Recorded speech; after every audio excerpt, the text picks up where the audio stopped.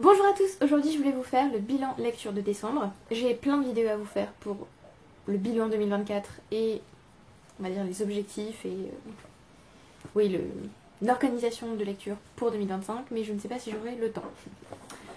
On tentera, on fera comme on peut. Puisque j'ai fait des tas et des tas de listes, donc voilà, ça fait plusieurs pages. On verra. Peut-être que j'essaierai de faire une méga vidéo pour 2025, mais bref. Donc on va commencer par le bilan lecture de décembre. Je n'ai abandonné qu'un seul livre en décembre, j'allais dire en 2024, mais non. C'est A Christmas Ghost Story de Kim Newman, puisque j'ai eu un espèce d'élan vers les mystery, crime, thriller de Noël, pour la période de Noël. Et du coup je me suis dit, trop bien, j'adore Kim Newman, j'ai lu Anne Dracula, et bon c'était il y a très longtemps, mais je l'ai lu et j'ai vraiment beaucoup aimé, donc on va tenter un autre de ses livres, puisque je n'arrive pas à lire le tome 2 d'Anne Dracula. Autant essayer un autre type de vie. Et c'était très court, donc je me suis dit, voilà, il est sûr que peu plus, autant tenter. Et non, j'ai lu 20%, mais pas du tout. J'ai détesté, clairement. Il y a beaucoup d'argot. J'ai trouvé que le début était complètement incompréhensible, alors je pense que c'est parce que je n'ai pas relu le résumé, mais vraiment j'ai pas compris grand chose. Que ce soit à ce qui se passait, ou au vocabulaire, à la langue, enfin vraiment voilà. Du coup c'était pas hyper plaisant. Ah oui, et il y a une scène de magie noire. Je pense que c'est ça qui m'a poussée à abandonner. Parce qu'au début je me suis dit, bon c'est pas grave si je comprends pas tout au début, ça va venir. Mais, et puis je vais finir par me faire au style d'écriture. Mais non, là il y a une scène de torture d'un animal. Et il y a un bébé aussi. Voilà. Et donc c'est un rituel de magie noire. Et là c'était... Non, c'était pas pour moi du tout. Donc on s'est arrêté là avec A Christmas Ghost Story. C'est dommage parce que je voulais vraiment lire d'autres choses de l'auteur, mais je pense que je lirai le tome 2 d'Anne Dracula un jour. Mais là c'était pas, voilà, c'était pas le moment. Et je ne retenterai pas ce livre, c'est vraiment un abandon définitif puisque j'ai vraiment passé un moment pas terrible. Et on passe du coup au livre que j'ai fini. Je ne sais pas où mettre ma place. Bon. Et on passe au livre que j'ai fini. Alors j'en ai fini... Alors attendez, c'est écrit... Voilà. Donc j'en ai fini 24 sur Livre Addict, 25 si on compte le magazine que j'ai ajouté. Sachant que j'ai aussi... Enfin j'ai lu quand même 7 nouvelles. Donc bon. Voilà. J'ai beaucoup lu en décembre, mais c'est à relativiser, on va dire. Mais du coup je vous parlerai aussi de mon année lecture dans le bilan 2024. Je vais pas vous en parler maintenant, sinon ça va encore être beaucoup trop long. Et on va essayer de faire pas trop long. Le premier livre que j'ai fini, c'est... Alors je l'avais vraiment bien entamé en novembre, et j'espérais d'ailleurs le finir en novembre, mais non. Le premier livre donc, que j'ai fini, c'est La Fabrique du Crétin Digital. Alors j'ai changé de... Voilà, je ne sais pas du tout si vous voyez la couverture. La Fabrique du Crétin Digital, donc de Michel Desmurger, qui est une non-fiction sur les écrans pour les jeunes, on va dire, ou l'impact de l'utilisation d'écran sur les enfants. Donc c'est une non-fiction sur l'impact des écrans sur les enfants, sur leur développement et sur, on va dire, quel pourcentage ou quel temps d'écran on peut laisser à un enfant et tout va bien pour lui, on va dire. Donc sachant que Michel Desmurger est neurologue, c'est ça? Oui, docteur en neurosciences et directeur de recherche à l'INSERM. Et donc voilà, ça m'intéressait. J'ai vu une collègue aussi, quand j'étais encore professeure, qui le lisait pendant qu'on corrigeait le brevet. Non, pas qu'on corrigeait, qu'on surveillait le brevet plutôt. Donc ça m'a intriguée, elle m'a dit que c'était génial, donc je me suis dit qu'on allait tenter.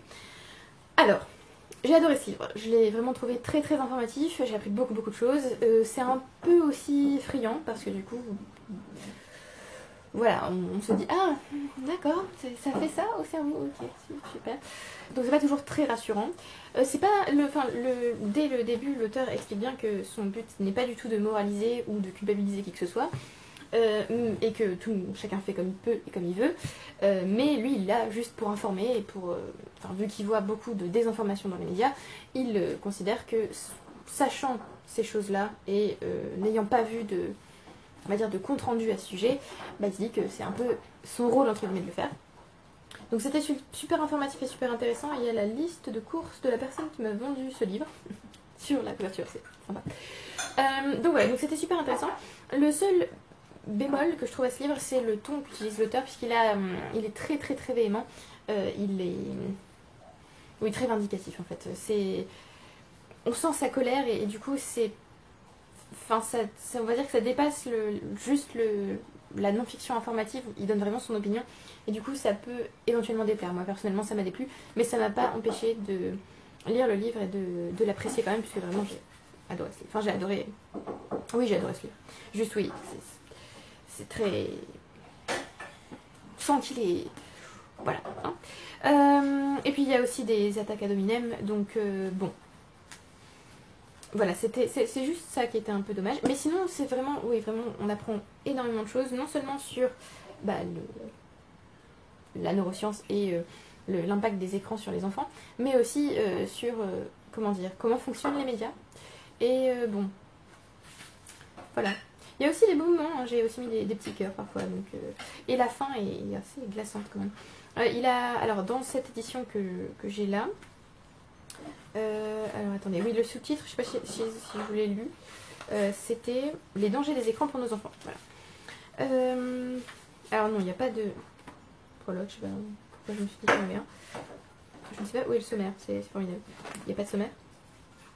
Il n'y a pas de sommaire, il n'y a pas de sommaire. On a une postface qui a été rédigée en juillet 2020 pour la version poche. Et la version grand format, on s'en fout, je sais pas pourquoi je regarde ça, mais la version grand format est sortie en 2019. Voilà. Donc voilà, donc c'était super bien. Un peu lourd comme lecture, je ne sais pas où mettre le livre.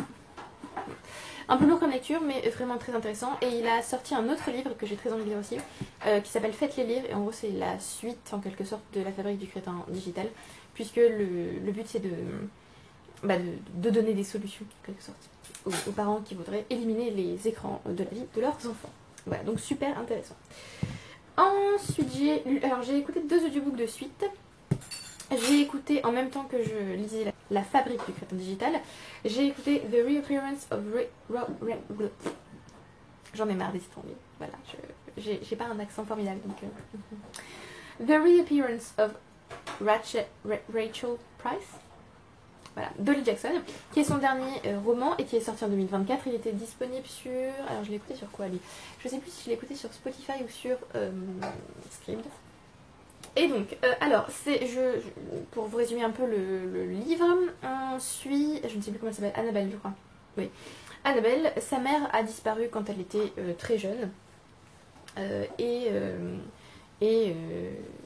voilà. Super, le résumé est génial. Sa mère a disparu quand elle était jeune. Alors elle n'est pas morte, hein, elle est juste disparue. On ne sait pas si elle est devenue, on ne sait pas si elle est morte, on ne sait pas si elle a été enlevée, on ne sait pas où elle est, on ne sait pas si elle a juste laissé tomber sa fille et laissé de côté sa vie pour démarrer ailleurs. Donc voilà, on ne sait rien. Et son père, qui a besoin d'argent, décide de faire d'accepter en fait de faire un documentaire sur elle, sur sa disparition du coup.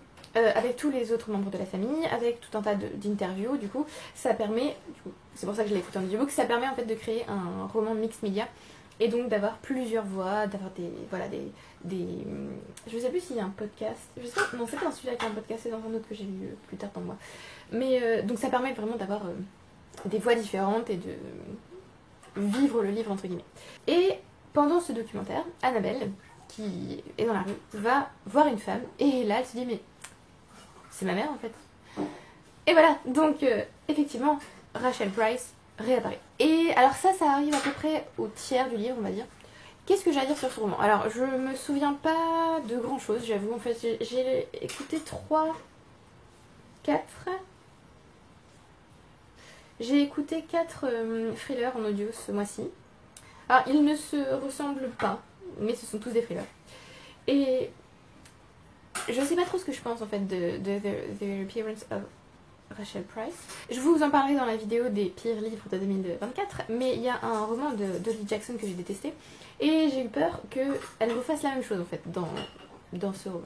C'est pas le cas, mais je sais pas trop, j'ai trouvé ça intéressant, et en même temps, je suis pas sûre que je vais le garder avec moi ce livre. Il y a des thrillers qui sont ultra intelligents et qui sont géniaux, mais celui-là était assez intelligent pour sa chute, mais je sais pas, je suis jamais vraiment rentrée dedans. Les personnages m'ont pas trop... Enfin, je me suis pas du tout attachée ni à Annabelle ni à personne en fait. Donc voilà, pas grand chose à dire sur ce roman. J'ai aussi toujours pas fait mes chroniques en retard, donc c'est aussi peut-être pour ça que j'ai pas grand chose à dire. Mais oui, voilà. C'était pas mal. En fait, j'ai surtout aimé le côté mixed media avec le documentaire et les interviews et tout ça. Et voilà. Mais sinon, si, j'ai aimé qu'il y ait une espèce de début de relation qui se crée, mais que ça n'aille pas plus loin. Et j'ai plutôt aimé la fin. Je sais pas. Est-ce que j'ai vraiment aimé la fin?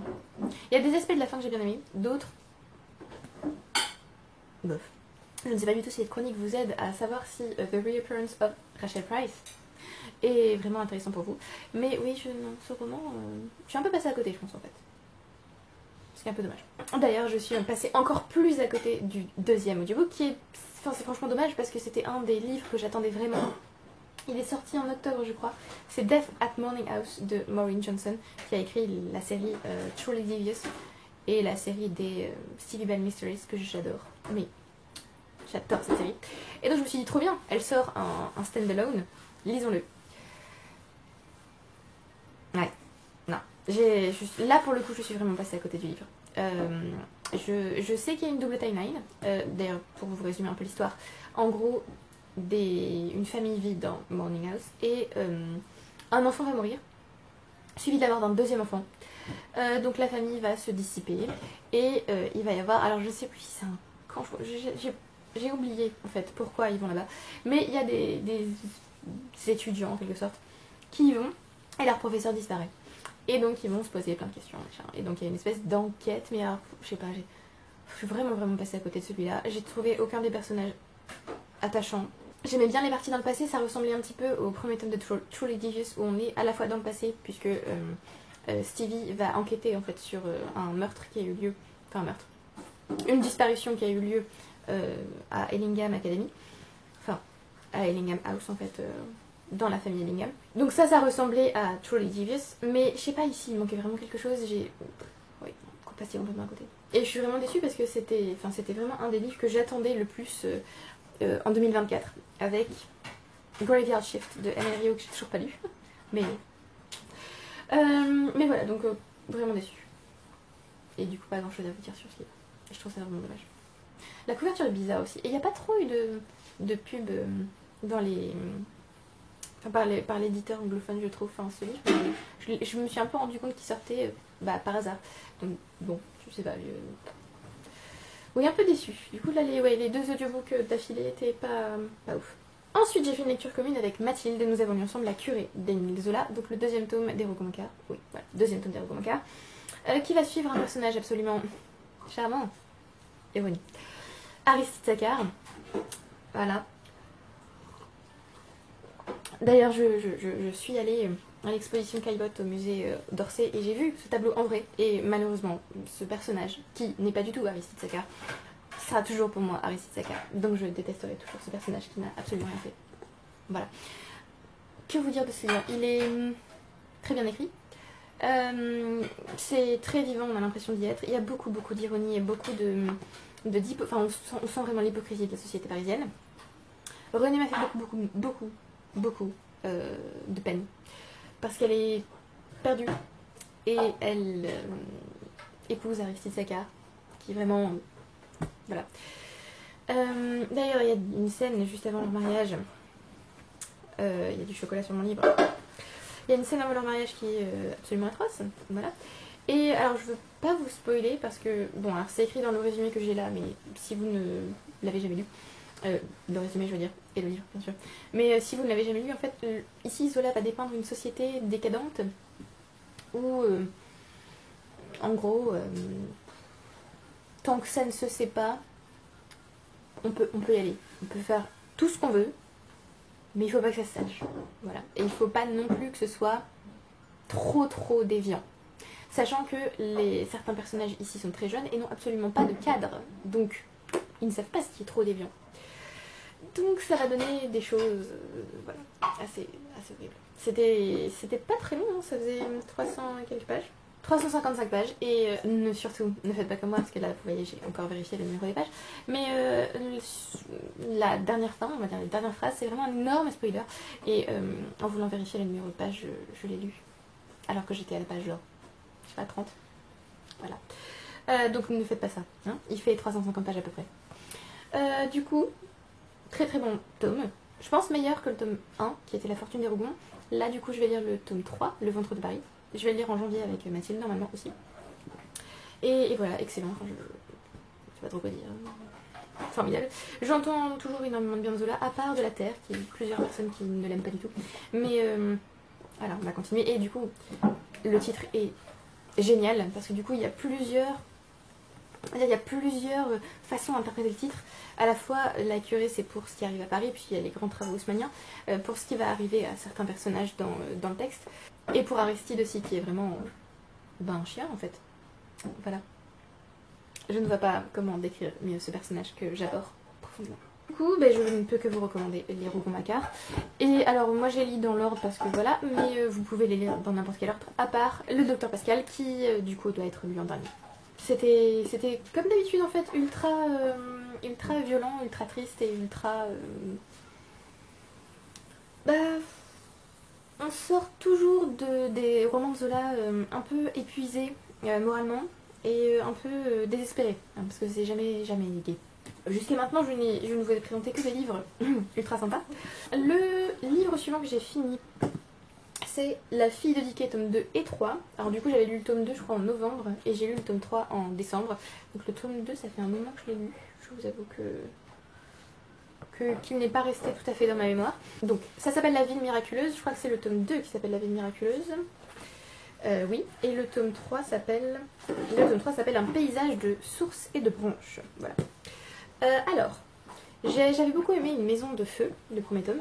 J'ai bien aimé le tome 2 et le tome 3, mais je sais pas, il y a quelque chose qui me... Enfin, j'ai aimé cette duologie, du coup, trilogie, mais je suis pas sûre qu'elle me reste. J'ai beaucoup aimé l'espèce d'exotisme, enfin, je sais pas si on peut dire exotisme, mais j'ai beaucoup aimé le fait que ce soit dans un monde inventé. Qui est inspiré de la Polynésie et d'autres îles. Alors, je sais que l'autrice a dit de quoi c'était inspiré quelque part, mais où, je ne sais plus. Voilà. Alors, la culture polynésienne, celle des îles de la société dans lesquelles l'autrice a vécu quelque temps, la culture des Achuars d'Amazonie, la culture bouddhiste tibétaine qu'elle a découvert pendant son séjour au Tibet. Voilà, il y a aussi quelques éléments d'autres continents, y compris d'Europe, mais assez peu. C'était bien, intéressant, mais il y a certaines choses avec lesquelles j'ai eu un peu de mal. C'est bien écrit, on sait où l'intrigue va, on comprend où l'intrigue va. La fin, j'ai trouvé ça très étrange, très très étrange. Je ne sais pas si je suis satisfaite en fait par cette fin. Si je suis honnête avec moi-même, non, je ne suis pas du tout satisfaite par cette fin. C'était... Oui. Voilà. C'était pas décevant, mais c'était pas aussi satisfaisant que ce à quoi je m'attendais. J'avais aimé la maison de feu. Une maison de feu d'ailleurs, pas la maison de feu. J'avais aimé Une maison de feu, peut-être davantage en fait que ce tome 2. Et du coup, c'est un peu... Oui, un peu moins bon. C'était parfois peut-être un peu obscur et du coup, je ne sais pas si j'ai apprécié. Mais c'était quand même très bien, c'est une bonne duologie, une bonne trilogie. Voilà, simplement, je ne suis pas sûre qu'elle me restera tout à fait en tête. Il y a des éléments que j'ai bien aimés, notamment quand on découvre en fait l'histoire du monde et qu'on comprend ce qu'est vraiment le mana et ce qu'est vraiment le Noah. Je viens de me rendre compte que je ne vous ai absolument pas résumé le premier tome. Mais c'est assez compliqué à résumer en fait, c'est-à-dire que j'ai peur de trop vous en dire. C'est-à-dire que si la série s'appelle La Fille de Dickey, c'est parce que le personnage principal, Ayone, va naître le jour de Dickey et elle est du coup supposément maudite parce qu'elle a la peau bleue comme les seigneurs, la mère de tous et le père de tous. Voilà. Donc voilà, c'était intéressant de découvrir on va dire l'histoire, un petit peu plus sur l'histoire du monde. Mais la fin, je suis pas sûre que je suis satisfaite. J'ai trouvé ça un peu étrange et... En fait, c'est pas que ça me va ou pas, c'est que je suis déçue en fait par cette fin. Donc je vais vous mettre une section spoiler parce que j'ai trop envie de vous en parler. Donc spoiler. Je suis déçue par cette fin en fait parce que j'ai bien compris que du coup tous les personnages ont disparu de je ne me souviens plus la planète, comment s'appelle la planète, Monos. Donc tous les personnages ont disparu de Monos et sont visiblement dans la lune. Oui, ils sont dans des satellites, si j'ai bien compris, ils ont été téléportés dans des satellites, et du coup, voilà, et du coup, ils sont censés vivre là, mais j'ai trouvé ça... Ça m'a... Enfin, c'est pas ça que je voulais. Je voulais vraiment que nos personnages trouvent une... Enfin, restent vivants, déjà, parce que j'ai l'impression qu'ils sont morts. Et puis qu'ils soient en famille, et du coup, enfin, je sais pas. La fin m'a troublée, et je ne sais pas si je l'apprécie. Je continuerai à lire Sylvain Edgar, par contre, parce que je trouve qu'elle écrit bien. Alors ensuite, le mois précédent j'avais lu Le Crime du Golfe, donc le deuxième tome de la série Hercule Poirot d'Agatha Christie, et du coup là j'ai lu Les Enquêtes d'Hercule Poirot, le troisième tome donc. Alors c'est le premier recueil de nouvelles, je ne sais pas s'il y en a d'autres d'ailleurs, parce que je lis le premier mais je ne sais pas. Le premier recueil de nouvelles dans la série Poirot. Et c'était très sympa, c'était des petites nouvelles, c'était très cool. C'était aussi, enfin il y avait toujours une petite touche d'humour à la fin que j'ai beaucoup apprécié. C'est toujours à base de vol, de meurtre, d'escroquerie, voilà. Et Poirot est toujours aussi humble, dirons-nous. J'ai toujours beaucoup de mal avec le personnage d'Hastings que je trouve imbuvable et je ne sais pas pourquoi il est là. Donc c'était un bon tome, j'ai trouvé ça sympa. Voilà. Donc c'était aussi sympa parce que du coup je pouvais lire une nouvelle dans le train. Souvent je ne la finissais pas d'ailleurs donc c'était un peu frustrant. Mais donc lire une nouvelle dans le train, en relire une en repartant. Est-ce que j'ai une nouvelle préférée J'ai trouvé qu'elles étaient toutes bien. J'ai bien aimé La Malédiction du tombeau égyptien parce que forcément ça se passe en Égypte donc ça passe bien. L'enlèvement du Premier ministre c'était intelligent. La boîte de chocolat aussi c'était sympa. Voilà, c'était vraiment à chaque fois très sympa et je n'ai jamais, je crois, résolu d'enquête. Voilà, j'ai l'impression d'être assez proche d'Hastings dans ce cas, alors, avec moins d'arrogance j'espère parce que mon dieu il est insupportable. Mais clairement je n'ai pas les... Je n'utilise pas assez mes petites cellules grises comme Hercule Poirot. Donc très sympa ce tome. Ensuite j'ai lu un livre que j'ai été obligée de lire. Alors j'ai lu 2 livres pour les cours ce mois-ci. J'ai lu ceux qui appartiennent au jour d'Emma Doud van Strootwijk. Je suis désolée, je ne sais pas prononcer ce nom. Donc nom d'origine néerlandaise. Pour résumer, le personnage principal va retourner dans sa famille parce que son frère va être ordonné prêtre. Oui, pasteur d'ailleurs. Oui. Et je n'ai pas aimé ce livre parce que je n'ai pas aimé. J'ai trouvé que l'écriture était assez plate. Il y avait quelques beaux moments, il y avait quelques belles phrases, mais c'était plutôt assez plat. L'intrigue, c'est des espèces en fait, les chapitres sont très très courts et c'est des espèces de tableaux ou des espèces de vignettes et c'était trop décousu pour moi, trop fragmenté. Et oui, non, j'ai pas apprécié.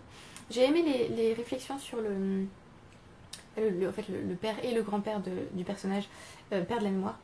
Donc j'ai aimé les réflexions sur comment vivre avec quelqu'un qui oublie. Mais sinon, je suis vraiment... C'est vraiment pas du tout mon style de lire. Donc voilà. Après, j'ai été obligée de le lire, mais il était très court, donc c'est pas très grave. Voilà. Mais vraiment pas apprécié. Ensuite, j'ai lu Everyone This Christmas as a Secret. C'est un Christmas special de la série Ernest Cunningham de Benjamin Stevenson. Alors, j'ai lu les 2 premiers tomes aussi cette année. Je vous dirai lequel est mon préféré dans les vidéos bilan, pas maintenant. Alors, est-ce que j'ai aimé ce tome? Oui, c'était sympa. C'était assez court par rapport aux autres. Il me semble qu'il était quand même vachement plus court. Hein. 175 pages sur les verdicts. Je trouve qu'il était vraiment très court. C'était intéressant. C'était sympa. J'ai bien aimé le côté calendrier de l'Avent. Mais en fait, encore une fois, comme les audiobooks, qui est aussi des thrillers, j'ai l'impression de pas vraiment être rentrée dedans. Il y a... Je sais pas, il y a... Je me suis prise au jeu un petit peu, mais... Oui, j'avais pas deviné qui était le coupable d'ailleurs. Par contre, ce que j'ai adoré retrouver, c'est le côté méta-littéraire, le côté humour, la narration du personnage principal.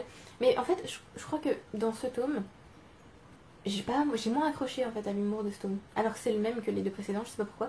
Mais je sais pas, ça marchait beaucoup moins bien, je trouvais, que dans les 2 premiers tomes. Et oui, voilà, j'ai passé un bon moment. Mais ouais, il y a quelques phrases qui sont tombées un peu à plat. Mais par contre, j'aime toujours autant le côté très méta-littéraire et en fait très méta-culturel en quelque sorte. Puisque là, Ernest Cunningham va nous dire, bon voilà, je vous ai écrit un Christmas special. Et vous savez très bien que dans les Christmas specials, par exemple, tous les personnages ne sont pas là, ils font des caméos, mais mais enfin il y a quelques caméos, mais tout le monde n'est pas là, et c'est plus court, et ce genre de choses, voilà, c'était sympa. Ça m'a fait penser aux épisodes de Noël de Doctor Who, donc voilà. Donc c'était quand même sympa, mais peut-être pas meilleur. Je vous ai pas du tout résumé le tome d'ailleurs, mais je suis pas sûre que je puisse parce que du coup ça spoil un petit peu les 2 tomes précédents. Donc sachez juste qu'il y a un meurtre absolument horrible et que quelqu'un qui est proche d'Ernest du coup va être accusé. Et donc il va tenter de trouver la vérité en fait. Même pas d'innocenter la personne, mais vraiment de trouver la vérité. Est-ce que c'est cette personne qui est coupable ou est-ce que c'est quelqu'un d'autre qui a monté, voilà, qui a un peu monté le truc pour faire croire que c'est cette personne qui est le meurtrier. Ensuite j'ai écouté un autre audiobook, alors j'ai écouté Murder Your Employer, le premier tome qui s'appelle The McMaster's Guide to Homicide de Rupert Holmes, qui était très long. Donc c'est une école où on apprend à tuer. Et si on ne parvient pas à passer son examen, c'est-à-dire à tuer la personne qu'on avait l'intention de tuer, donc si on ne met pas à bien son projet, si on ne mène pas à bien son projet, c'est nous-mêmes qui sommes éliminés. Sympa. D'abord, je vous explique la structure du livre, sinon vous n'allez pas comprendre pourquoi il y a des narrateurs. En gros, dans le livre, vous commencez, enfin vous l'ouvrez, et c'est un manuel, en fait le manuel de l'école McMaster's. Et donc, il y a une voix qui va faire un peu la voix off, c'est-à-dire la personne qui va vous parler des personnages. En mode, oui, dans ce manuel, si vous avez ce manuel entre les mains, c'est que éventuellement vous avez l'intention de tuer votre employeur. Et du coup, je vais vous parler de 3 de nos élèves qui ont peut-être réussi, peut-être pas. Et donc vous allez constater par vous-même les inconvénients de cette voie et aussi les avantages. Donc vous avez cette voix off qui est jouée par Simon Vance, il me semble. En gros, Neil Patrick Harris ne va lire que les passages de journaux parce que c'est en première personne et toute la narration à la 3e personne est lue par Simon Vance. C'est plutôt équitable d'ailleurs, il me semble, niveau répartition de lecture. Alors j'aime beaucoup le concept, j'ai beaucoup aimé le début quand je me suis rendu compte que c'était un peu type manuel où on nous expliquait les choses, tout ça. Je trouve que les 2 auteurs, enfin les deux narrateurs lisent très bien. Alors j'étais obligée parce que j'écoute pas mes audiobooks en vitesse 1, j'étais obligée de mettre un petit peu moins vite pour Simon Vance qui je trouve parle plus vite que Neil Patrick Harris. Donc voilà, à chaque fois qu'on changeait de narrateur, j'étais obligée de rechanger la vitesse de lecture. Mais bon, c'est pas vraiment un inconvénient. Donc les narrateurs top, l'intrigue, en tout cas les prémices de l'intrigue top. Par contre, j'ai trouvé que c'était beaucoup trop long. Il y a quelque chose qui n'a pas fonctionné pour moi dans la longueur du texte. Et il y a des moments où j'étais un peu perdue aussi. Peut-être parce que du coup, je l'écoutais quand j'étais en train de faire le trajet pour aller en cours. Donc peut-être que c'est pour ça aussi que je n'ai pas tout capté. Mais je sais pas, il y a un truc qui me... Enfin c'est dommage parce que vraiment, niveau audio, c'était un audio de qualité. Mais je sais pas, il y a quelque chose qui a pas trop fonctionné. C'était peut-être trop long, oui. J'ai bien aimé la fin. Et du coup, comme c'était le tome 1, je suis vraiment intriguée par le tome 2 en fait. Donc j'ai vraiment très envie de continuer. Est-ce que je le continuerai en audio? Je ne sais pas. Mais j'ai quand même bien aimé, oui, c'était sympa. C'était aussi très... on est vraiment dans un humour très... un humour assez noir en fait, un humour assez spécial. C'était aussi super ingénieux en fait, les épreuves en gros, enfin les examens en fait de nos 3 personnages sont vraiment très ingénieux. Ça j'ai vraiment beaucoup aimé. J'aurais peut-être aimé davantage assister à des cours en fait dans l'école McMaster's plutôt que de les voir. En fait je trouve qu'il y a une trop longue période où on est à l'extérieur et ils préparent leur meurtre en gros. Et j'aurais bien aimé peut-être rester un peu plus longtemps dans l'école. Mais sinon vraiment c'était vraiment très très sympa. Juste il y a un espèce de creux là bizarre mais... Non vraiment celui-là il est top. Je vous le recommande. Ensuite j'ai lu A Christmas Journey qui a été traduit par La Disparue de Noël. Alors il y a des livres en anglais qui ne sont pas encore traduits parce qu'ils sont sortis cette année. Ou ils sont sortis l'année dernière et donc pas encore traduits. Mais celui-là oui, donc A Christmas Journey d'Anne Perry qui a été traduit par La Disparue de Noël et qui était alors très très court. Et vraiment très très bien, j'étais vraiment super contente de découvrir Anne Perry. Je trouve qu'il y a une finesse d'écriture vraiment sympa. Et c'était pas... Enfin, la série en français s'appelle Les Petits Crimes de Noël. Et je suis pas sûre que ce soit tout à fait approprié en fait comme façon de catégoriser le texte. Parce que c'est pas... Enfin, il y a un espèce de mystère, mais il n'y a pas vraiment de crime. Du coup je suis pas sûre que ce soit... Enfin, ne vous attendez pas à quelque chose où vous avez un meurtre ou... Il n'y a pas vraiment de... oui, de crime en fait dans le texte. Donc ne vous attendez pas à quelque chose comme ça, c'est vraiment plutôt... C'est pas vraiment cosy non plus. Et en même temps, je sais pas, moi j'ai trouvé ça cosy. Donc voilà. Je trouve que le titre anglais est mieux trouvé que le titre français, même si ça convient aussi. Mais vraiment, le centre du texte, c'est un voyage. Puisqu'on va... Alors, je vais essayer de vous résumer ça sans trop vous en dire, puisque le livre fait 150 pages. En gros, on est pour un week-end dans une résidence de quelqu'un d'assez riche. Et on va suivre... Alors, je ne sais plus comment elle s'appelle. Pourtant, j'ai adoré son prénom. Donc, on va retrouver ce prénom tout de suite. Elle s'appelle... Non, voilà. Vespasia, j'adore ce prénom. On est dans la propriété d'Omegus Jones, qui a invité des amis pour un week-end. Et on s'y trouve par exemple Vespasia, qui est particulièrement proche de lui, donc Lady Vespasia, attention. Et il va se passer quelque chose pendant ce week-end qui va amener Vespasia à entreprendre un voyage. Alors c'est pas vraiment elle qui l'entreprend, on va dire qu'elle accompagne, mais l'une des femmes qui se trouve à ce week-end va entreprendre un voyage assez long, assez... Alors peut-être pas périlleux, enfin si quand même, mais assez rude quand même. C'est pour ça que je vous disais c'est cosy et en fait pas vraiment. Et donc elle va entreprendre ce voyage, c'est vraiment ça qui est le cœur du texte. Et j'ai vraiment beaucoup aimé, enfin, même si c'était rude, et on sentait le froid, et vraiment c'est parfait pour Noël, enfin pour l'hiver en général, mais même si c'était vraiment rude, je me suis vraiment sentie bien dans ce texte, et je sais pas pourquoi, c'est peut-être moi qui délire. Je trouve aussi que c'est très bien écrit. Effectivement, comme le dit le résumé en français, on a un portrait de la société victorienne qui est très... voilà, c'est très hypocrite quand même. Il y a des conventions, des convenances, et si on ne les respecte pas, ben, va voir plus loin si j'y suis, et personne n'y sera justement. Donc voilà, donc c'était très intéressant. Et voilà, et si vous appréciez ça et que ça peut vous donner envie de le lire, il y a une partie qui se passe en Écosse. Donc, voilà. Mais c'était vraiment, c'est un des meilleurs livres de ce mois-ci, clairement. Et du coup, ça me permet de commencer la série des petits crimes de Noël. Il y a, je crois, 18 tomes. Voilà, 18 Noël. Non, donc je vais lire le tome 2, je pense, bientôt. Parce que j'ai pas envie de faire traîner cette série trop longtemps. Sachant que j'ai pas non plus envie de la lire à un autre moment qu'en hiver. Donc voilà, je vais essayer de lire au moins le tome 2, voire le tome 3 cet hiver. Et peut-être de continuer l'hiver prochain. Mais voilà, on va croiser les doigts pour que j'y arrive. Mais j'aime vraiment beaucoup l'écriture d'Anne Perry. J'ai constaté qu'elle était décédée l'année dernière, je crois. Et du coup, ben, on va lire tous ses livres. Hein, tous ses livres. Peut-être pas tous, mais voilà, c'est une nouvelle autrice que j'ai découvert et je suis trop contente du coup de l'avoir lue. Donc trop hâte de continuer à la lire.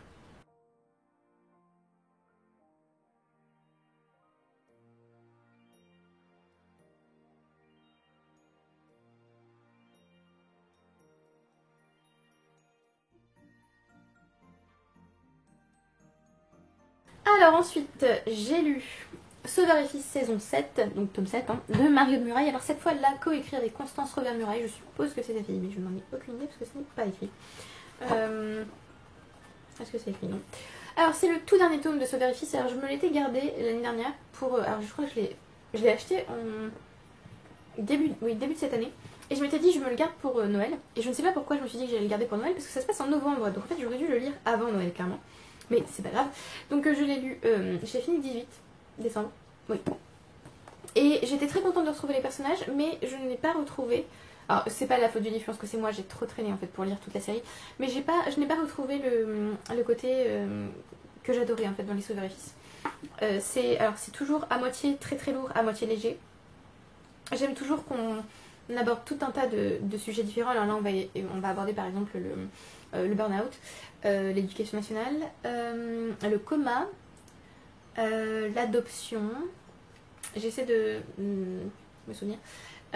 Oui, c'est aussi pendant le Covid, je crois, que ça se passe. Oui, c'est pendant le Covid. Oui, on parle beaucoup d'éducation dans ce tome, il me semble. Oui. Donc c'était très bien, niveau psychologie et niveau thème abordé. Mais je sais pas, il y a un truc un truc que j'ai pas retrouvé. Donc je pense que c'est moi en fait, j'ai dû lire la série de manière trop étendue. Et j'étais quand même un peu triste de dire au revoir aux personnages, je vais pas vous le cacher. Puisque c'était vraiment le dernier tome et qu'il n'y en a plus après, hein, la série est terminée. Donc voilà. Donc voilà, donc c'était très bien, je viens de relire la fin. C'était très bien et je ne peux que vous recommander cette série. Par contre, attention, c'est pas une série, enfin c'est l'école des loisirs, certes, donc c'est censé être pour les... Alors je sais plus à partir de quel âge on peut le lire. M+, je sais plus c'est à partir de quel âge. Mais c'est quand même assez lourd, et comme je vous l'ai dit, hein, c'est des sujets... C'est pas des sujets évidents qu'on traite, mais j'aime beaucoup l'idée d'entrer comme ça dans le cabinet d'un psychologue et de voir ses patients et comment lui gère tout ça. Voilà, c'était vraiment bien. Je suis contente de l'avoir fini. Un peu triste aussi parce que du coup, comme c'était pas... Enfin, je m'attendais vraiment à adorer cet homme autant que les autres et du coup, c'était pas le cas, donc un peu triste. Mais je me dis que je peux toujours tous les relire et peut-être que si je les relis tous plus proches les uns des autres, ça passera mieux. Je ne sais pas. Mais je suis quand même contente de l'avoir lu. Voilà. Ensuite, on a un autre audiobook, donc je peux reprendre mon thé. C'est le dernier. Ouais, c'est le dernier de l'année. C'est Listen for the Lie d'Amy Tintera qui est sorti en 2024 aussi. Amy Tintera qui a écrit de la fantasy et que je n'ai jamais lu d'ailleurs en fantasy. C'est mon premier livre. Alors Listen for the Lie, je l'ai écouté parce qu'il y a un côté... un des personnages fait un podcast.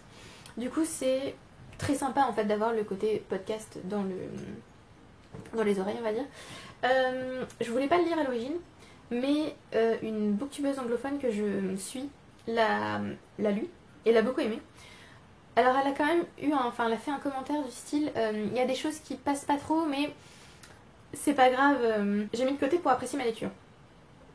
Alors moi quand elle a dit ça j'étais là d'accord, j'ai peur.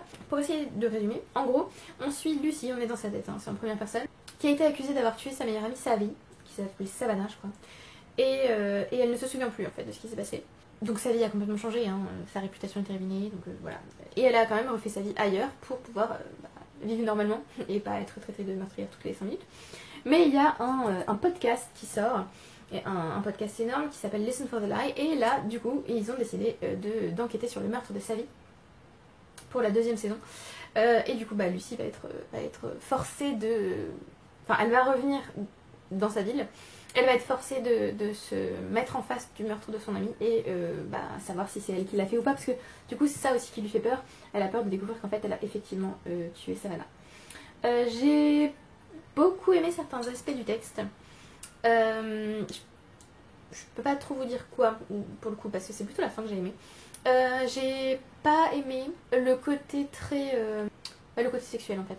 J'ai pas du tout aimé ça. Là il y a un truc qui est un peu malsain je trouve. Il y a aussi le côté amnésie aussi, je suis pas sûre. Genre, je sais pas. Il y a des éléments que j'apprécie pas forcément, des tropes en fait qui sont utilisés dans les thrillers que j'apprécie pas forcément. Par contre, la fin était vraiment bien. Et j'ai pas hyper bien noté le livre, mais en même temps, je voulais pas donner une note horrible. Parce que vraiment, la fin était sympa. Et donc, je vais vous spoiler parce que voilà. Donc, attention spoiler. En fait, à la fin, on découvre que ce n'est pas Lucy qui a tué Savannah. C'est un autre de leurs amis. Parce qu'il était amoureux de Lucy et qu'elle l'a rejetée et qu'il l'a très mal vécu et que du coup il a décidé de la tuer. Savannah l'a sauvée et donc il a tué Savannah. Et il pensait avoir tué Lucy aussi, mais le mari de Lucy, je crois que c'est lui qui est arrivé.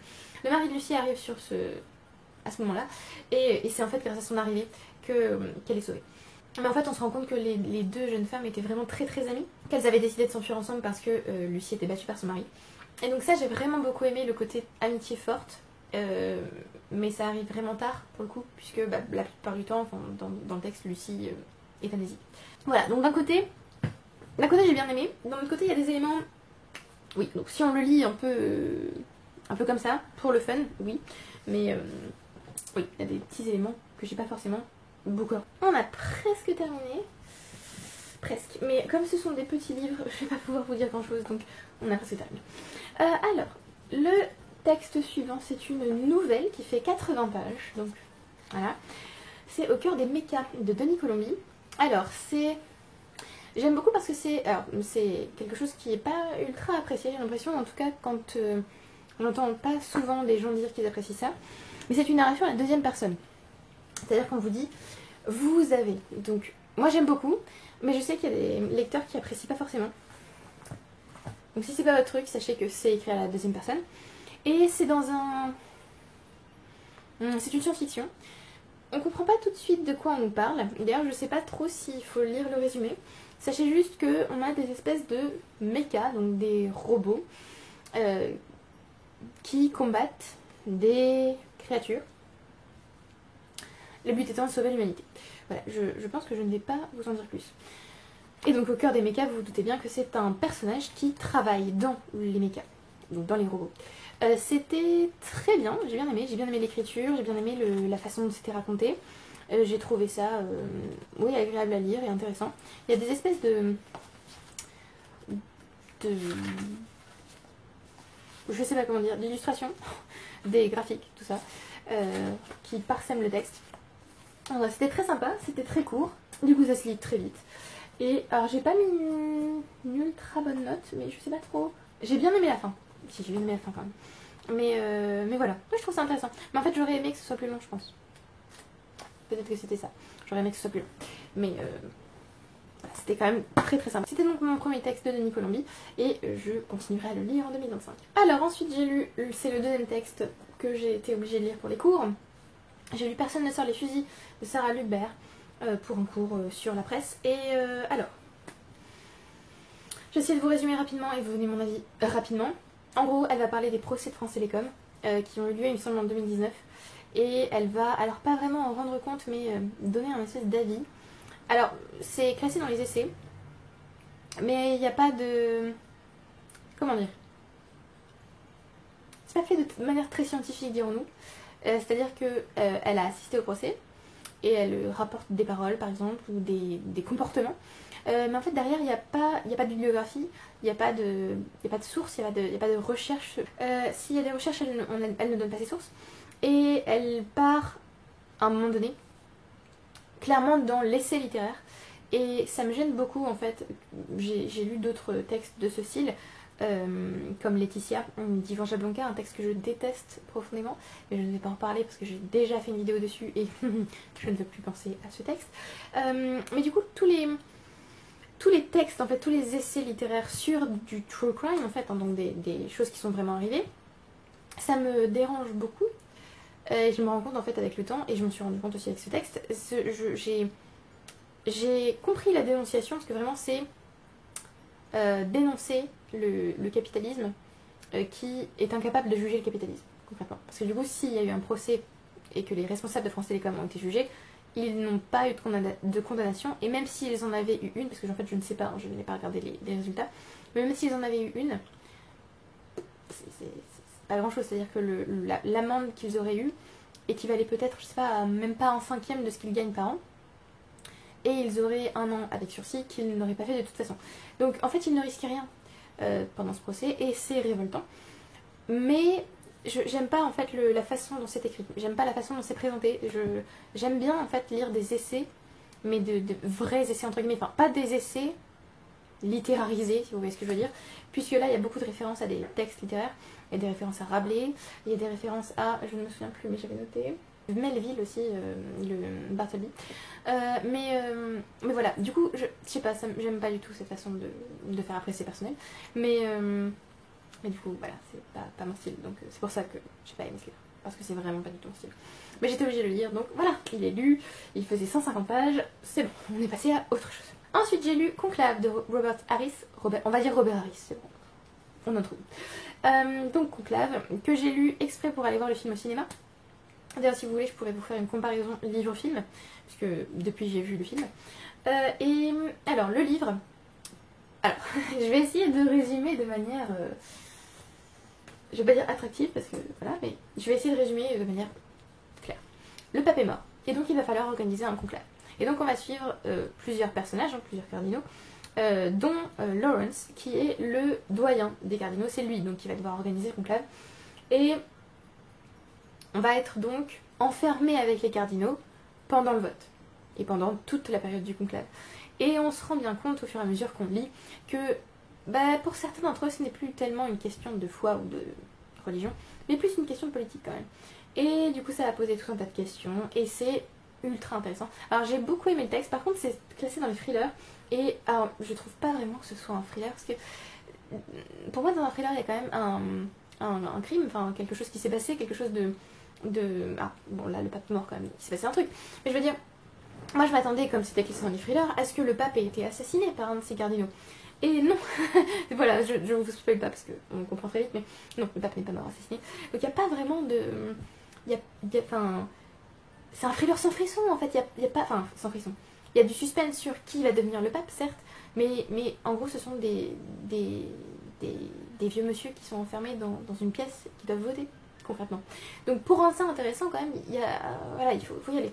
Et je trouve que Robert Harris rend ça intéressant. Simplement, en fait moi, vraiment, le côté, enfin le fait que ce soit classé dans les thrillers, je suis pas sûre que ça aide le livre. Parce que c'est... Moi je trouve pas que ce soit vraiment tout à fait un thriller. Certes, il y a des conflits, il y a des questions il y a des intrigues politiques du coup aussi. Il y a aussi des choses qui vont être découvertes sur certains cardinaux. Mais, parce qu'il va y avoir une enquête en quelque sorte. Alors ce qui est sympa aussi, c'est que le personnage du coup qu'on suit a lu beaucoup de romans policiers, donc j'ai bien aimé ce petit détail. Et donc il va mener une enquête sans la mener, puisqu'il est lui aussi enfermé en fait, puisqu'il fait partie de ceux qui votent pour le conclave, même s'il l'organise. Et du coup, il ne peut pas en fait mener l'enquête, puisqu'il ne peut pas sortir. Donc il va réussir à découvrir des choses, mais par l'entremise d'autres. Donc ça c'est très intéressant. C'est bien écrit. J'ai appris plein de choses. À la fois sur le fonctionnement d'un conclave, sur le fonctionnement aussi de la religion catholique, parce que du coup on comprend pas les grades, mais les postes occupés par certains cardinaux. Ça c'était super intéressant. Et oui, voilà, j'ai beaucoup aimé. La fin...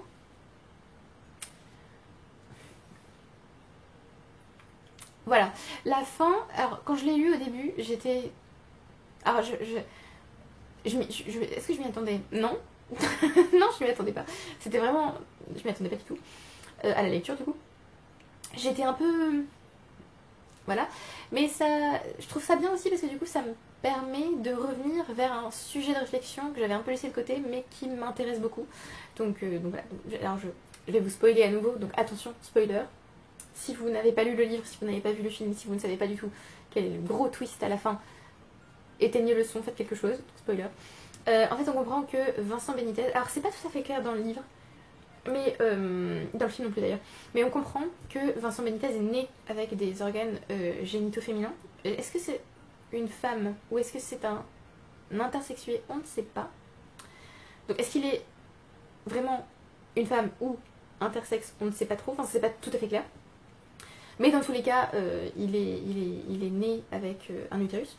Et en fait, quand il nous explique ça, il nous dit que quand il était enfant, il ne connaissait pas la différence entre les deux, puisqu'il n'a pas été éduqué à ce sujet-là. Et qu'il s'en est rendu compte à 40 ans, quand il s'est fait opérer et qu'on lui a... on a vu qu'il avait un utérus en fait. Donc bon, voilà. Que faire quand on est archevêque à ce moment-là, je crois, et qu'on découvre qu'on n'est pas censé avoir été nommé, parce que les femmes ne peuvent pas être ordonnées. Du coup, voilà, je trouve que c'est très intéressant. Alors par contre, le seul truc que j'ai peut-être pas trop... Alors, c'est toujours le spoiler, hein, parce que c'est plus tout à fait le même, mais c'est quand même un spoiler. Le truc que je trouve juste un petit peu dommage, c'est que je voulais absolument, je sais pas pourquoi, mais je voulais absolument que ce soit le personnage qu'on suit qui devienne pape, parce que je trouvais vraiment qu'il avait l'étoffe d'être un pape. Et voilà, j'ai trouvé ça un peu triste en fait que ce soit pas lui, même si lui est soulagé, mais j'aurais vraiment aimé que ce soit lui. Et j'ai trouvé que c'était peut-être un petit peu trop gros que ce soit Benitez qui devienne pape. Personne ne le connaît, enfin je sais pas, j'ai trouvé ça un peu... Voilà. Mais du coup, enfin le spoiler, j'ai beaucoup aimé ce livre et je continuerai à lire Robert Harris, puisque c'est lui qui a écrit la trilogie sur Cicéron que j'ai adoré. Donc voilà, j'ai beaucoup aimé ce texte et je continuerai à lire cet auteur. D'ailleurs, il était déjà dans ma wishlist, hein. Je ne l'ai pas juste lu pour aller voir le film sans le connaître avant, il était déjà dans ma wishlist depuis longtemps, donc c'était l'occasion d'enfin le lire. Ensuite, j'ai fini la BD de l'Avent. Alors je ne sais pas si vous voyez, oui je pense que vous voyez, qui m'a été offert donc, enfin qui nous a été offert en fait à Mathieu et moi par ma mère, et c'était génial puisqu'en fait on devait ouvrir, hop, voilà, ouvrir une BD par jour. C'était trop bien, voilà, c'était trop bien. Nous on adorait faire ça le matin ou le soir, hein, selon quand on était ensemble, et c'était vraiment génial, c'était trop bien. Bah, je crois qu'on a juste pas aimé une des histoires. En fait, on a adoré la majeure partie. Certaines étaient vraiment très drôles. Donc voilà, c'était génial. Si vous avez l'occasion de lire ce genre de BD, allez-y. Faites-vous ça pour Noël suivant. Faites-vous ça pour le mois de janvier en fait, hein, si vous avez loupé. Mais vraiment, c'était top. Du coup, on se refera ça l'année prochaine, c'était vraiment génial. Et c'est aussi très diversifié puisque ce sont différents artistes en fait qui font. Voilà, je vous montre un peu. Différents artistes en fait qui vont. Est-ce que je vous entends? Non, là c'est tout le même. Là, voilà. Différents artistes donc qui vont faire une petite histoire à chaque fois. Je crois pas qu'il y ait 2 fois le même d'ailleurs. Et voilà, c'était vraiment très sympa. Parfois ça commençait de manière très très sombre et c'était plus léger. Parfois c'était. Voilà, et c'était souvent drôle donc. Génial. C'est pour la jeunesse aussi, donc c'est peut-être pour ça aussi que c'était pas. Enfin, que même quand c'était sombre, ça devenait quand même un peu plus. Non, il y en a un qui reste super sombre, je m'en souviens là-dedans. Il y en a un qui était absolument affreux, mais le seul pour la journée. Mais c'était vraiment génial, donc si vous avez l'occasion, j'arrive plus à parler, c'est fini. Si vous avez l'occasion, n'hésitez pas. Ensuite, donc pendant les fêtes, pendant Noël en fait, je lisais Le mystère de la chambre jaune de Rouletabille. Alors je sais, de Rouletabille, pas du tout, de Gaston Leroux. Premier tome de la série Rouletabille. J'ai eu un espèce de délire où j'avais envie de lire des mystères et des crimes de Noël. Hein. Je pense que vous avez compris, hein, parce que c'est un peu le thème de la vidéo là. Donc pour la première fois, j'ai lu Le mystère de la chambre jaune. Et en fait, je l'ai lu parce que le texte suivant, en fait, que c'était celui-là que je voulais lire à l'origine, mentionnait en fait le mystère de la chambre jaune. Et j'ai vite compris que ce texte allait me spoiler le mystère de la chambre jaune, que je n'avais jamais lu, donc j'avais pas envie d'être spoilée. Donc j'ai préféré mettre en pause le livre dont je vais vous parler après, pour lire celui-là. Alors, j'ai beaucoup aimé, je trouve que Gaston Leroux écrit très bien. C'était vraiment très intelligent, tout le mécanisme en fait de la chambre jaune. Je n'ai pas trop à en dire parce que je ne veux surtout pas vous spoiler. Je vais même vous résumer le livre.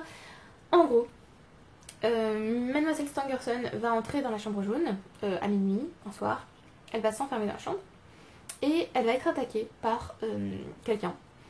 Et quand on va enfin pouvoir entrer dans la pièce, c'est... Bon, il y a du sang un peu partout, elle est à moitié morte, et il n'y a plus personne. Donc on ne comprend pas comment l'assassin a réussi à sortir. C'est ça le mystère de la chambre jaune. Et donc un reporter, Rouletabille, va aller... alors comment s'appelle l'endroit, je ne me souviens plus... Bref, il va se rendre sur le lieu du meurtre, et donc c'est un reporter, hein, qui fait pas partie de la police. Mais il va quand même enquêter aux côtés de la police. Et donc c'était vraiment très sympa. Alors le problème je pense que c'est que je l'ai lu pendant beaucoup trop longtemps. Du coup j'ai un peu... J'arrivais pas trop à me faire une idée. Par contre j'avais pas du tout trouvé qui était l'assassin. Enfin vraiment la fin est vraiment top.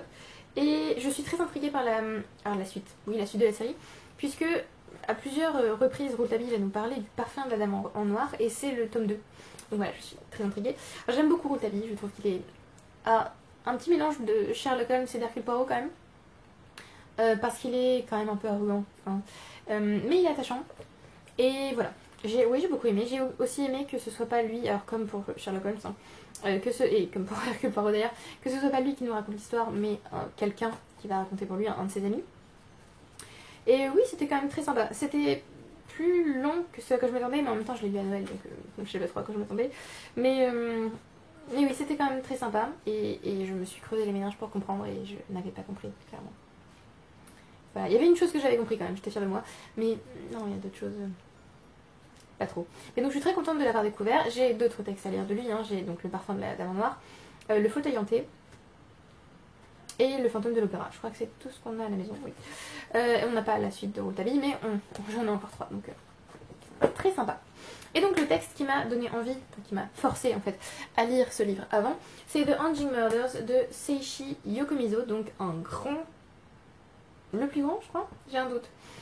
Auteur de romans policiers. Sa série s'appelle Détective Kinzuke Kandaishi, il me semble. Alors il y a 77 romans en japonais, pas du tout tous traduits en anglais ni en français. Certains ont été traduits en français, d'autres ont été traduits en anglais, certains ont été traduits dans les deux langues. Et en anglais, il n'y a que 6 romans qui ont été traduits, et pas dans le bon ordre. C'est-à-dire qu'on a The Hanging Murders qui est le premier tome, mais il me semble qu'on a le tome 2, le tome 4, le tome 6 et le tome 17. Pourquoi? Je ne sais pas. Mais du coup... on a le premier tome de Angel Murders. Donc j'ai commencé par le premier tome. Et alors, j'ai beaucoup aimé le début parce qu'on nous parle... En fait, le personnage qui va nous raconter l'histoire n'est pas un enquêteur. Il ne fait pas partie du tout des personnages qui sont impliqués en fait dans le meurtre ou dans le crime. Donc il n'est pas de la police, c'est pas un reporter comme Rouletabille. C'est un personnage à côté, on va dire, qui a recueilli la parole de quelqu'un qui a eu un rapport avec l'enquête pour raconter l'histoire. Il est romancier en fait. Et j'ai trouvé ça génial qu'un romancier écrive un roman sur un romancier. Enfin, j'ai trouvé qu'il y avait le côté mise en abîme qui était génial.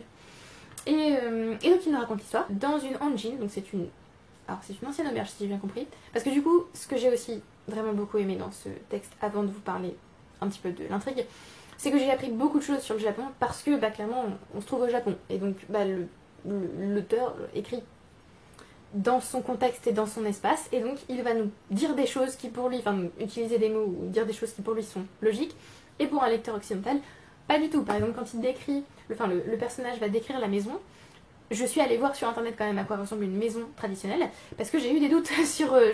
j'arrivais pas à visualiser. Donc voilà, c'était génial. Et il utilise des mots en japonais, parce qu'il n'y a pas de traduction de ces mots, puisque ce ne sont pas des concepts, ou ce ne sont pas des pièces ou des objets qui existent chez nous. Et donc ça, c'était génial.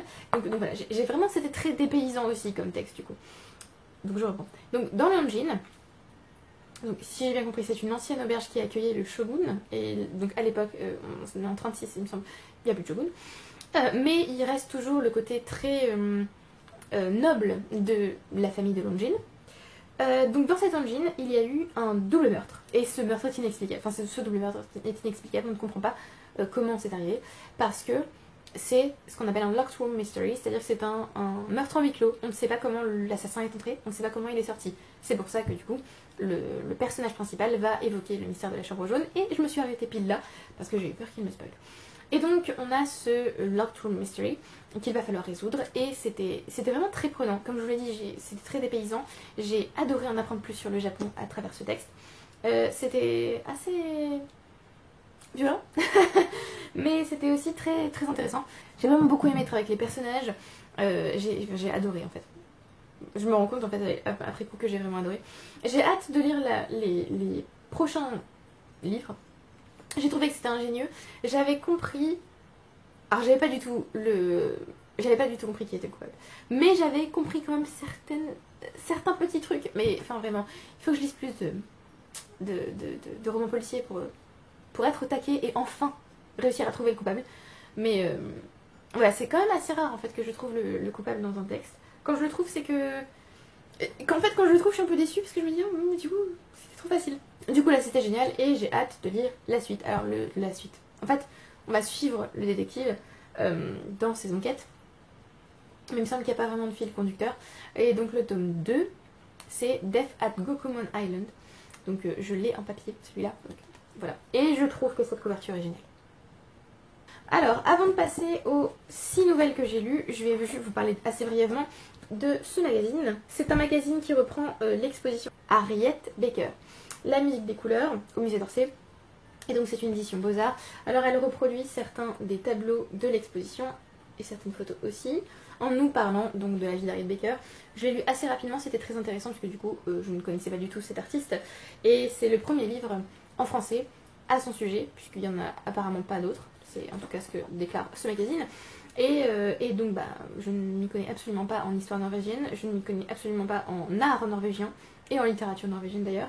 Donc ça m'a donné envie de découvrir d'autres choses et j'ai beaucoup aimé aussi que ce soit assez centré sur les femmes artistes, puisque Harriet Baker ne s'est jamais mariée et a formé un espèce de groupe avec d'autres artistes, surtout des femmes d'ailleurs, peintres, et du coup voilà, c'était super intéressant et je vous recommande fortement cette exposition qui je crois se termine le 12 janvier, donc il vous reste 13 jours pour y aller, enfin du coup 12 parce que là ce soir c'est pas possible, 12 jours pour y aller, je vous le recommande fortement. Il y a aussi un catalogue de l'exposition mais il était beaucoup trop cher, donc voilà, j'ai plutôt pris celui-là et c'était vraiment très bien, je vous le recommande. Et donc on passe à mes petites nouvelles. J'ai 7 minutes, il y a moyen. Alors, je me suis abonnée à... Alors, je sais pas trop si c'est une revue, mais c'est un abonnement, quoi. Aux éditions 1115 pour recevoir une nouvelle par mois, ce qui est vraiment top, je trouve. Mais en fait, je me rends compte que je reçois la nouvelle et je ne la lis pas. Je ne sais pas pourquoi. Donc là, j'ai rattrapé les nouvelles que j'avais en retard. Donc j'en ai reçu 3 que je n'avais pas lues. Et j'en avais acheté 3 au festival Étrange Grande. Je vous ai fait une vidéo sur le festival. Donc je n'avais pas... je n'avais pas lu ces nouvelles, donc voilà, je les ai lues. Et d'ailleurs, j'avais aussi... Enfin, Mathieu m'avait offert Au cœur des mécas à Étrange Grande aussi. Donc je les ai enfin lues. Donc je vais d'abord vous parler de mon petit rattrapage de l'abonnement. Donc j'ai d'abord lu Ophéa, qui a été... Enfin, c'était la nouvelle de novembre, par Adrien Thomas. C'était vraiment cool. J'avais un peu deviné ce qui se passait, mais j'ai trouvé ça génial, puisque c'est l'histoire... Alors je vais pas vous raconter bien sûr tout, parce que c'est très court, donc je ne veux absolument rien vous spoiler. Mais Ophéa est une reine veuve qui demande à ce que quelqu'un la venge. Voilà, je vais juste vous dire ça. Et c'était top. C'était top, je vous le recommande fortement. J'ai passé un super moment, et voilà. J'ai déjà lu Adrien Thomas, j'avais lu Sortilège et Engrenage. J'avais été un peu déçue par un aspect du roman, mais j'ai d'autres textes de lui, donc je vais continuer à lire. Ensuite, en octobre, c'était au tour d'Anaïs Hector. C'était Un zélote s'en allait au bois. Alors j'ai eu... j'avais pas très envie de lire cette nouvelle parce que Mathieu l'a lu avant moi. En fait, Mathieu, dès qu'il reçoit un livre, il le lit immédiatement. Je l'admire beaucoup parce que je sais pas du tout ce que je fais. Mais du coup, il l'a lu dès que la nouvelle est arrivée. Et il m'a dit, bah, c'est quand même très très sanglant, donc je suis pas sûre que tu apprécies. Donc j'y suis un peu allée à reculons. Mais en fait, j'ai vraiment beaucoup aimé. C'est un texte sur le fanatisme religieux. C'est aussi une fantaisie animalière. Et c'était, certes, il y a beaucoup de sang et c'est assez graphique. Mais ça passe et j'ai le pire. Hein. J'ai lu The Ruins de Scott Smith. Je pense que j'ai jamais lu un texte aussi graphique. Donc ça passe. Mais du coup, c'était très sympa. La fin est assez étrange. On en a parlé avec Mathieu, on ne sait pas trop comment l'interpréter, mais c'était assez sympa, je suis vraiment contente de l'avoir lu. Et j'aime aussi un peu l'inversion qui se trouve dans la nouvelle. Donc, je ne vais pas vous en dire plus parce que je ne veux surtout pas vous spoiler, mais j'adore aussi ce titre que je trouve vraiment très sympa et cette couverture aussi. Je trouve qu'ils ont un talent pour les couvertures chez Ansanquin, c'est incroyable. Le dernier que j'ai reçu pour l'abonnement, c'est celui de décembre du coup, au pied des personnages, pas du tout, au pied des perce-jours, je suis fatiguée, de Naël Legrand. Alors, pour vous résumer, c'est un chaman qui va quitter sa tribu parce qu'il considère qu'il n'y a plus sa place. Je vais pas vous en dire plus. J'ai eu un petit peu de mal à rentrer dedans. Par contre, ça se passe en hiver, donc c'est pile poil bon pour décembre, hein, clairement. J'ai eu un peu de mal à rentrer dedans et j'ai bien aimé la fin, mais je sais pas, j'ai eu un petit peu plus de mal avec ce texte. Peut-être que je sais pas, j'aurais peut-être... Enfin, je sais pas, j'ai moins accroché que les autres. Mais j'ai trouvé que c'était bien écrit. Donc ça m'intéresse d'éventuellement lire autre chose de Naël Legrand pour me faire peut-être une meilleure idée de son style et de ce qu'il écrit. Et donc ensuite on a les 3 que j'avais achetés à Étrange Grande. Alors en vrai j'en avais acheté 4. J'avais aussi acheté le Troll médecin que j'avais déjà lu. C'était le texte de Céline Bigard que j'avais beaucoup aimé. Et donc j'avais aussi pris Éparpillé sur la mer de Mina Jacobson. Alors là j'ai trouvé... Enfin, c'était bien. Alors, je vais essayer de vous résumer, mais peut-être sans trop vous en dire, parce que ce serait dommage. On est sur une planète où il n'y a que de l'eau. Donc, on est sur un bateau. Et les personnages...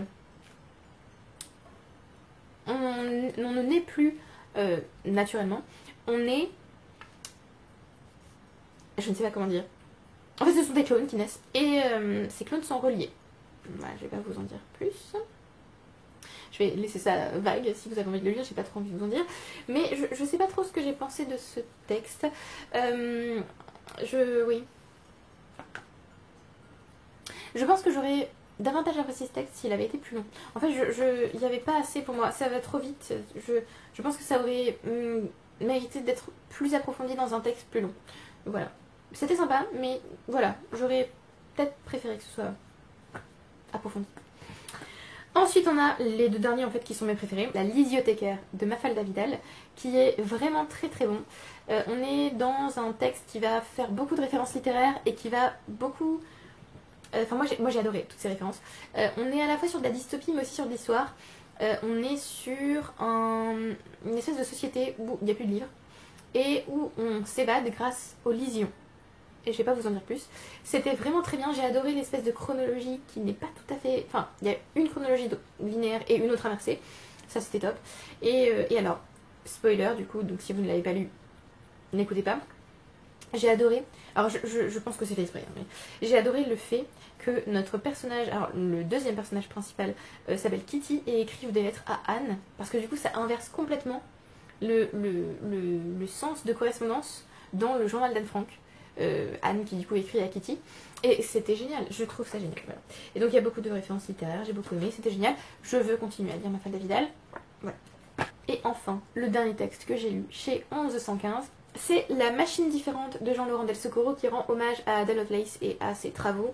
Et c'était très très émouvant, hein, j'ai pleuré à la fin, je vais pas vous le cacher. Je ne vais rien vous dire par contre sur ce texte parce que je pense qu'il vaut mieux le découvrir voilà, vous-même. Mais on a un petit côté science-fiction dans une espèce de fiction historique. Donc je vous le recommande fortement, c'était vraiment trop trop trop bien. Et voilà, donc je vous recommande évidemment... Alors attendez, on voit pas les 6 là, voilà. Je vous recommande évidemment... Je vous recommande évidemment les textes des éditions 1115. Donc mes préférés restent quand même... Alors, La Lisiothécaire et La machine différente étaient vraiment géniaux, mais ils sont vraiment tous bien dans des styles assez différents, toujours dans des littératures de l'imaginaire. Donc je ne peux que vous recommander cette maison d'édition, c'est top, allez voir. Et vous n'êtes pas obligé bien sûr de vous abonner, vous pouvez en fait acheter les textes à l'unité sur leur site, que je vous mets du coup en description. Et voilà, c'est tout pour cette vidéo qui était, somme toute, assez longue. J'ai encore plein de vidéos à vous faire, je n'aurai pas le temps pour l'instant, mais on va y arriver, on y croit. Donc voilà, j'ai lu 25 livres, si on compte le magazine, ce mois-ci. Sachant que du coup, vous avez vu quand même qu'il y avait des livres assez courts, et aussi des livres assez longs. Mais voilà, c'était plutôt un bon mois lecture, et je vous ferai le bilan de l'année plus tard, je ne vais pas le faire maintenant. Donc mon préféré du mois reste, je pense que c'est quand même La Fabrique du crétin en digital, avec La machine différente. Je pense que c'est les meilleurs du mois. Est-ce que c'est ça que j'ai mis? Parce que j'ai un comment ça s'appelle, un tableau Excel où je mets ça. Oui, j'ai mis La Curée aussi dans les meilleurs livres, c'est vrai. Et les moins bons livres que j'ai lus ce mois-ci, ce sont les livres que j'ai lus en fait pour les cours, parce que c'était des lectures obligatoires. Donc je me rends compte qu'en fait plus j'avance en âge et moins je supporte d'avoir des livres à lire de manière obligatoire. C'est tout pour cette vidéo, j'espère que vous l'avez appréciée. Merci beaucoup d'avoir regardé jusqu'au bout. Merci à ceux qui aiment, qui commentent et qui s'abonnent. N'hésitez pas à me dire ce que vous avez lu en décembre, si vous avez lu ces livres, si vous les avez appréciés, si vous avez envie de les lire. Et je vous retrouve bientôt pour une prochaine vidéo. Bye!